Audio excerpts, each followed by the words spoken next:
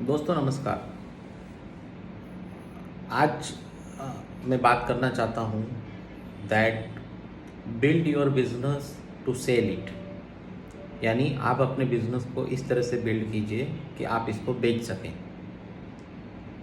अब आप कहेंगे कि ये आप कैसी बात कर रहे हैं, मेरा बिजनेस मैं क्यों बेचूंगा। हो सकता है कि मैं अपने बिजनेस को अपने रिटायरमेंट तक चलाऊं। हो सकता है कि आपके मन में ये विचार हो कि मैं अपने बिजनेस को अपनी आने वाली जनरेशन के लिए देना चाहता हूँ। सो कहीं ना कहीं आप शायद मेरी बात से ज़रा चौंक गए होंगे कि मैं आपको बिज़नेस को बेचने के लिए क्यों कह रहा हूँ। सो दोस्तों, मेरा मेरा ये मानना है कि आपको आपका बिज़नेस इस तरह से बिल्ड करना चाहिए कि आप इसको बेच सकें। So let me clarify this. मैं बात कर रहा हूँ आपके काम करने के तरीके की, मैं बात कर रहा हूँ आपके माइंडसेट की, मैं बात कर रहा हूँ आपके बिजनेस के को कैसे आपको मैनेज करना है।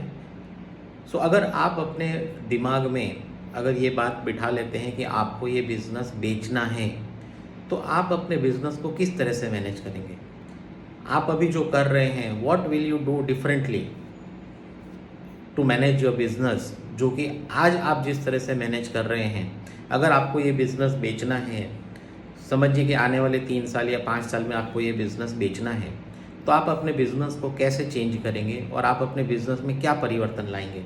ये बहुत ही महत्वपूर्ण सवाल है दोस्तों। कुछ चीज़ें मैं आपको स्पष्ट कर दूं, जैसे कि अगर आप अपने बिज़नेस को बेचना चाहते हैं तो सबसे पहले आपको ये समझना पड़ेगा कि कोई भी बायर आपके बिज़नेस को तब तक नहीं खरीदेगा जब तक कि आप उस बिज़नेस के हीरो हैं। क्या मतलब है इसका?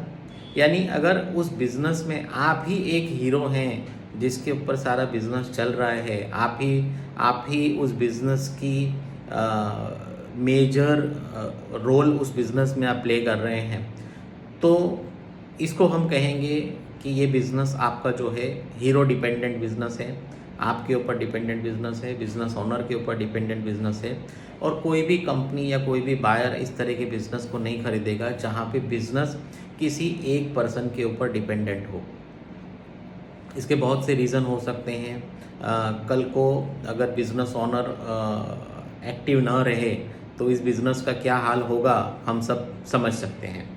दूसरा कि हमारे पास ऐसा कोई भी सपोर्ट सिस्टम नहीं है जो आपकी अनुपस्थिति में इस बिज़नेस को मैनेज कर सके।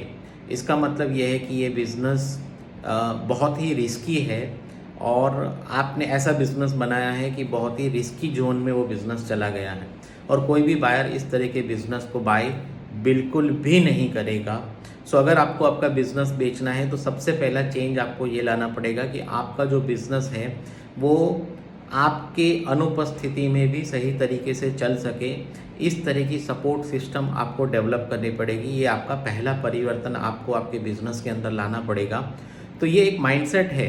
ऑफ कोर्स चाहे आप इस बिज़नेस को बेचें ना बेचें, अपने साथ रखें, रिटायरमेंट पे तक आप इसको चलाएं या आप अपनी नेक्स्ट जनरेशन को इसको सौंपें, लेकिन बिज़नेस में काम करने के तरीके को आपको बदलना पड़ेगा और उसको एक अलग तरीके से आपको देखना पड़ेगा।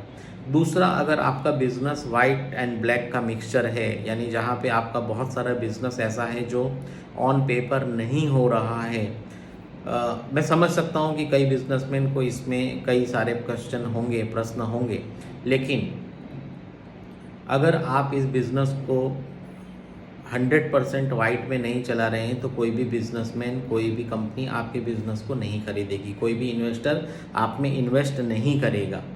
सो ये एक चीज़ आप समझ लीजिए कि क्योंकि आप जो भी टर्नओवर बताएंगे या आप जो भी कोई आपके फिगर्स आप शेयर करेंगे उसके ऊपर कोई बिलीव नहीं करेगा, तो या आपको अंडर वैल्यूएशन मिलेगा या आपको आपके साथ कोई जुड़ना नहीं चाहेगा। ये एक सेकंड थॉट है। अगर आपको आपके बिज़नेस को अगेन बेचने के मॉडल की तरीके से अगर आपको चलाना है तो आपका बिज़नेस 100% ऑन पेपर होना चाहिए, वाइट में होना चाहिए। नंबर 3, अगर आपका बिजनेस ग्रो नहीं कर रहा है, अगर उसका प्रॉफिट नहीं बढ़ रहा है, अगर वो स्केल नहीं कर रहा है, तो कोई भी कंपनी उसके अंदर बिजनेस के अंदर इन्वेस्ट नहीं करेगी।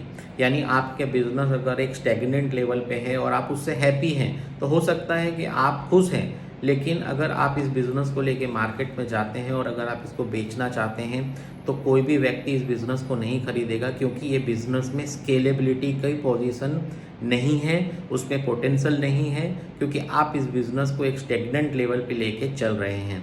सो आप अगर इस बिज़नेस को बेचना चाहते हैं, या समझिए मैं बेचने की बात बार बार कर रहा हूँ, लेकिन हो सकता है कि आपको इन्वेस्टर चाहिए जो आपके बिज़नेस में पैसा लगाए, और हो सकता है कि उसका स्टेक शायद 5% हो, 10% हो, 15% हो, 20% हो, जो भी आपका इक्वेशन बनता हो।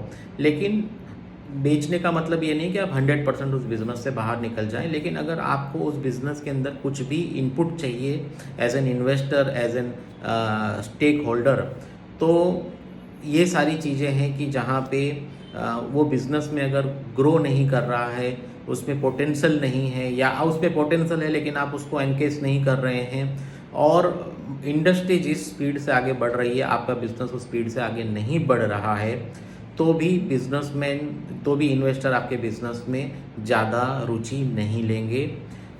नेक्स्ट पॉइंट जो है वो ये है कि अगर आप ज़्यादातर आपका बिज़नेस ह्यूमन डिपेंडेंट है, यानी जहाँ पर आपका बिज़नेस मैन पावर इंटेंसिव है, ज़्यादा से ज़्यादा लोगों को साथ में रख के काम करना पड़ता है, और उसको ऑटोमेट नहीं किया है या उसमें टेक्नोलॉजी का उपयोग नहीं हो रहा है, तो भी लोग इस तरह के बिज़नेस से में ज़्यादा रुचि नहीं लेते हैं इन्वेस्टर, क्योंकि जिस बिज़नेस में ज़्यादा मैन पावर को संभालना पड़ता है, उनको रिक्रूट करना पड़ता है, उनकी लायबिलिटीज़ लेनी पड़ती है, उनकी रिस्पॉन्सिबिलिटी लेनी पड़ती है, तो ऐसे बिज़नेस का स्केलेबिलिटी कम हो जाता है, और ऐसे बिज़नेस में लोग ज़्यादा इन्वेस्ट करना नहीं चाहते, क्योंकि उसमें कई बार ये भी देखा गया है कि अपॉर्चुनिटी आने के बावजूद भी आप उस अपॉर्चुनिटी को एनकेस नहीं कर सकते, बिकॉज आप डिपेंडेंट है ह्यूमन मैन पावर के ऊपर।